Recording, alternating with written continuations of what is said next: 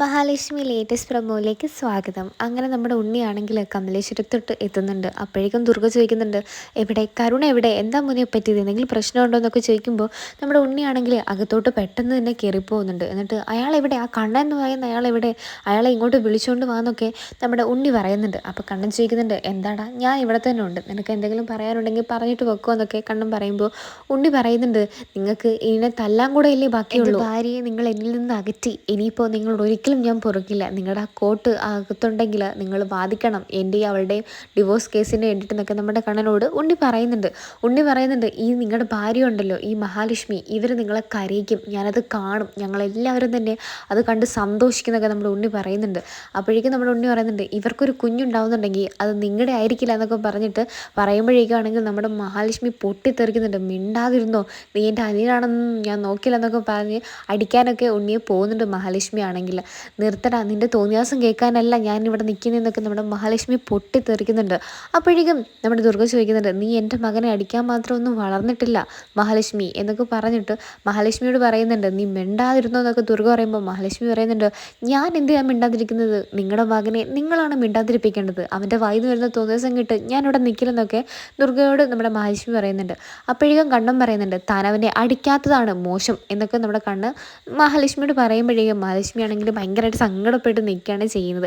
അപ്പോഴേക്കും ദുർഗ പറയുന്നുണ്ട്, അവൻ പറഞ്ഞത് തന്നെയാണ് ശരി, നിൻ്റെ വയറ്റിലൊരിക്കലും കണ്ണൻ്റെ കുഞ്ഞ് കാണില്ല, അതുണ്ടാവുന്നുണ്ടെങ്കിൽ അത് മറ്റൊരാളുടെ കുഞ്ഞ് തന്നെയായിരിക്കും എന്നൊക്കെ നമ്മുടെ മഹാലക്ഷ്മിയോട് പറയുന്നുണ്ട് ദുർഗയാണെങ്കിൽ. അപ്പോഴേക്കും കണ്ണൻ പറയുന്നുണ്ട്, അമ്മയായിപ്പോയി, അല്ലെങ്കിൽ ഞാൻ എന്തെങ്കിലും പറയുമായിരുന്നു എന്ന് പറയുമ്പോഴേക്കും ദുർഗ പറയുന്നുണ്ട്, പറയടാ നീ പറ, നിനക്കിപ്പോൾ അമ്മയും പെങ്ങന്മാരും ഒന്നും വേണ്ടല്ലോ എന്നുള്ള രീതിയിൽ പറഞ്ഞിട്ട് ദുർഗ അങ്ങ് പോകുന്നുണ്ട്. അപ്പോഴേക്കും മഹാലക്ഷ്മി പൊട്ടിക്കരയുന്നുണ്ട്, കണ്ണേട്ടാ ഞാൻ കാരണമല്ലേ നിങ്ങൾ തമ്മിൽ ഇപ്പോൾ പ്രശ്നം ഉണ്ടായതൊക്കെ ചോദിക്കുമ്പോൾ കണ്ണൻ പറയുന്നുണ്ട്, അതൊന്നും കുഴപ്പമില്ലടോ, അവർക്കൊന്നും നമ്മൾ മനസ്സിലാക്കാൻ കഴിയില്ല എന്നൊക്കെ പറഞ്ഞ് നമ്മുടെ മഹാലക്ഷ്മി ആശ്വസിപ്പിക്കുകയാണ് കണ്ണൻ ചെയ്യുന്നത്. രേഖയുടെ അനന്തുവിൻ്റെ വീട്ടിലോട്ടാണെങ്കിൽ നമ്മുടെ കണ്ണനും മഹാലക്ഷ്മിയും വരുന്നുണ്ട്. അപ്പോഴേക്കും കണ്ണൻ എല്ലാ കാര്യങ്ങളും നമ്മുടെ അനന്തുവിനോടും രേഖയോടും പറയുന്നുണ്ട്. രേഖയും അനന്തു ആണെങ്കിൽ ഇതൊക്കെ കേട്ടിട്ട് ഞെട്ടിയിരിക്കുകയാണ് ചെയ്യുന്നത്.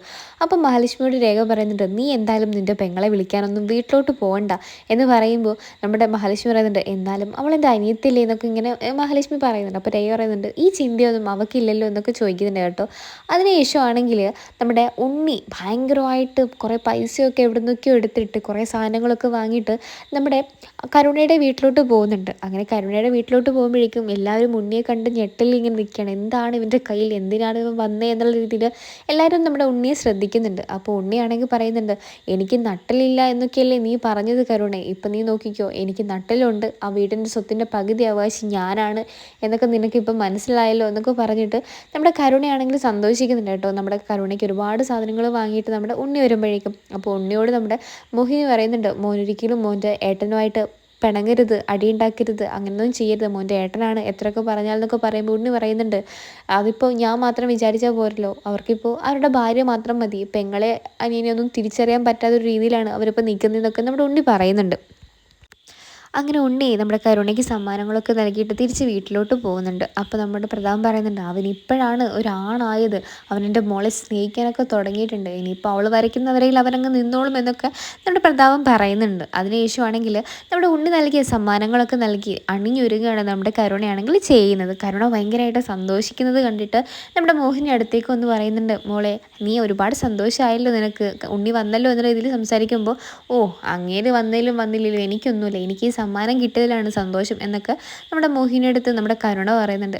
അപ്പോഴേക്കും നമ്മുടെ മോഹിനി പറയുന്നുണ്ട്, മോളുടെ ഭർത്താവാണത്, മോളുടെ ചേച്ചിയും ചേട്ടനും ഒക്കെയാണ് അവിടെ ഉള്ളത്, അതുകൊണ്ട് നീ നല്ലോണം നിൽക്കണം, നിനക്കും നിൻ്റെ കുഞ്ഞിനും നല്ലതേ വരൂ, നീ ഇങ്ങനെയൊക്കെ നിൽക്കാൻ പാടില്ലെന്നൊക്കെ നമ്മുടെ മോഹിനി കരുണയെ ഉപദേശിക്കുന്നുണ്ടെങ്കിലും കരുണയാണെങ്കിൽ ഈ അമ്മയാണെങ്കിലും ഒന്ന് ഇറങ്ങി പോവോ, എൻ്റെ ജീവിതത്തിൽ നിന്നേ ഒന്ന് ഇറങ്ങി പോകുന്നുള്ള രീതിയിൽ നമ്മുടെ മോഹിനി അടുത്ത് സംസാരിക്കുന്നുണ്ട്. മോഹിനിക്കാണെങ്കിൽ ഒരുപാട് സങ്കടമാകുന്നുണ്ട്. അപ്പോൾ മോഹിനി പറയുന്നുണ്ട്, മോളെ ഞാൻ നിൻ്റെ അമ്മയല്ലേ എന്നൊക്കെ ചോദിക്കുമ്പോൾ ഒന്ന് പോ എന്നൊക്കെ പറഞ്ഞ് നമ്മുടെ കരുണ മോഹിനിയെ ആട്ടിപ്പായിക്കുകയാണ് ചെയ്തുകൊണ്ടിരിക്കുന്നതിന്.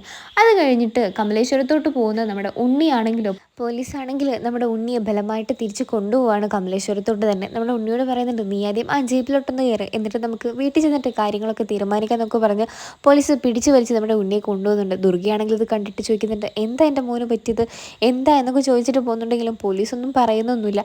എന്നിട്ട് ഉണ്ണിയോട് പറയുന്നുണ്ട്, നിൻ്റെ റൂം എവിടെ, അവിടെ തുറക്ക് ഇവിടെ തുറക്ക് എന്നൊക്കെ പറഞ്ഞിട്ട് ഉണ്ണി സാധനം എന്തോ ഒരു പെട്ടി പോലത്തെ സാധനം എടുത്ത് പോലീസിൻ്റെ കയ്യിൽ കൊടുക്കുന്നുണ്ട്. ഇനിയിപ്പോൾ അതെന്തായിരിക്കും എന്ന് കണ്ടു തന്നെ അറിയണം. അപ്പോൾ ഈ ഒരു ചാനൽ ഈ ഒരു സീരിയലും ഇഷ്ടപ്പെടുന്ന എല്ലാവരും സബ്സ്ക്രൈബ് ചെയ്ത് സപ്പോർട്ട് ചെയ്യുക.